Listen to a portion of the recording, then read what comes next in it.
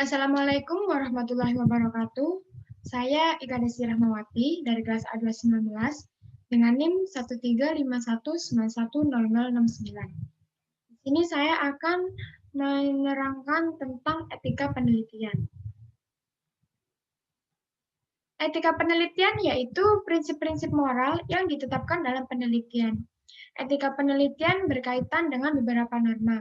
Jadi yang pertama ada norma sopan santun, norma hukum, dan norma moral.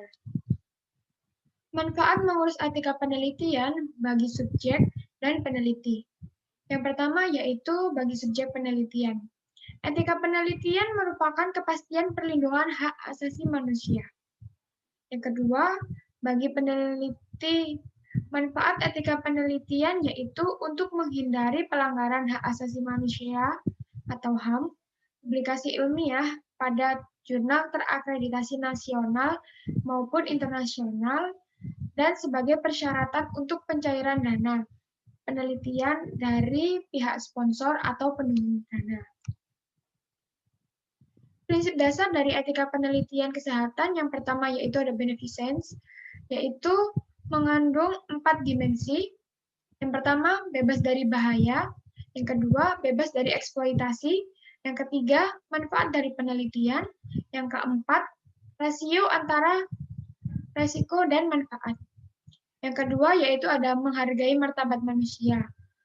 Menghormati martabat subjek sebagai manusia meliputi yang pertama ada hak untuk self-determination atau menetapkan sendiri, dan yang kedua yaitu hak untuk mendapatkan penjelasan lengkap atau full disclosure. Yang ketiga yaitu mendapatkan keadilan, di mana hak subjek untuk mendapatkan perlakuan yang adil dan hak mereka untuk mendapatkan keleluasaan pribadi. Etika penelitian kesehatan.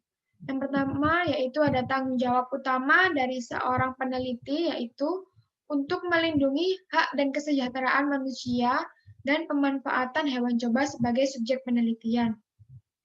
Oleh sebab itu, seorang peneliti wajib hukumnya untuk mengetahui persyaratan dan peraturan perundang-undangan, kebijakan, dan prosedur yang berlaku untuk melindungi manusia dan hewan coba sebagai subjek penelitian.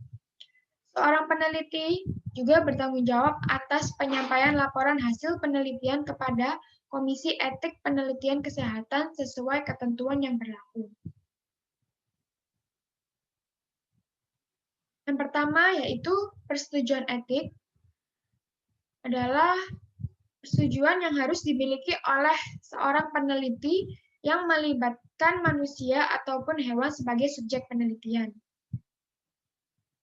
Penelitian yang harus meminta persetujuan etik yaitu yang pertama penelitian mengenai terapeutik, di mana penelitian yang dilakukan pada orang sakit dengan tujuan untuk penyembuhan penyakitnya, baik dengan pengobatan maupun dengan cara lain.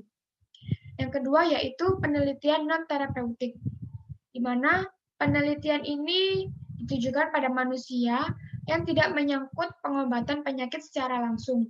Tujuan dari penelitian ini yaitu untuk mendapatkan data tentang segala sesuatu mengenai penyakit. Yang ketiga yaitu penelitian dengan masalah khusus dan wanita hamil. Yang keempat, penelitian yang mengikutsertakan manusia sebagai subjek penelitian. Yang kelima, penelitian yang menggunakan hewan coba, di mana meliputi yang pertama farmaseutika, alat kesehatan, radiasi dan pemotretan, prosedur bedah, biologi, epidemiologi, rekam medis, sosial, dan psikososial. Yang kedua yaitu integritas peneliti.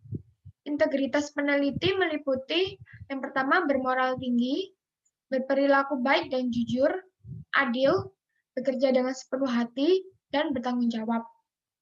Yang kedua, dalam mengumpulkan data ataupun informasi, manajemen data, menyimpan data, sharing, dan kepemilikan data. Yang ketiga, memperhatikan aspek kesehatan lingkungan dan isu keamanan. Yang keempat, memiliki akuntabilitas fiskal yang baik. Yang ketiga, penulis dalam publikasi ilmiah.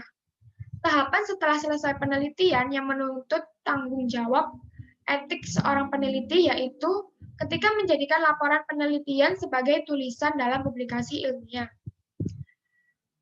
Hal yang perlu diperhatikan yakni publikasi harus berdasarkan pada fakta dan tidak dipublikasi 2 kali.